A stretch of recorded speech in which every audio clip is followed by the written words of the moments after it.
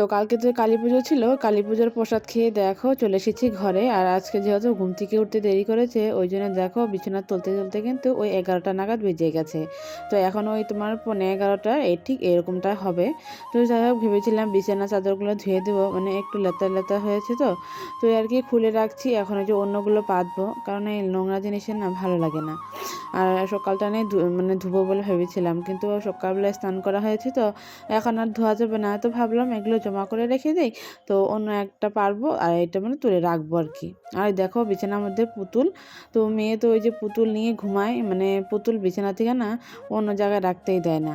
তো আমি কোনো সময় নিয়ে ওই সাইডে সুইডে রেখে দিই, কারণ ওই বিছানায় থাকলে না জটপট হয়। আর বিশেষ করে না এই পুতুলগুলো নিয়ে বাইরে যায়, আর এই পুতুলগুলো ধুয়ে দিলেও নষ্ট হয় বলে আমি সবসময় বাইরেও রাখি না, ওই ভিতরেই রাখি কিন্তু।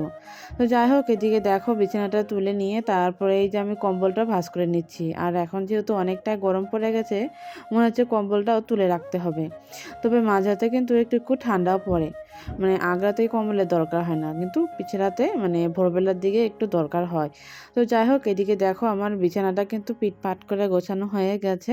তারপর এই যে দেখো এই যে দুপুরে রান্না করেছিলাম চাল কুমড়ো ভাজা আর হচ্ছে মিষ্টি কুমড়ো ভাজা, আর সাথে রয়েছিল নিরামিষ তরকারি। তো তরকারিটা ওই যে পরে লাস্টে বানিয়েছিলাম বলে আর শেয়ার করা হয়নি। আর এই যে দেখো রান্না বাড়া করে আমি বাসনগুলো বাইরে রেখেছিলাম, সেগুলো যে ঘরে নিয়ে আসছি।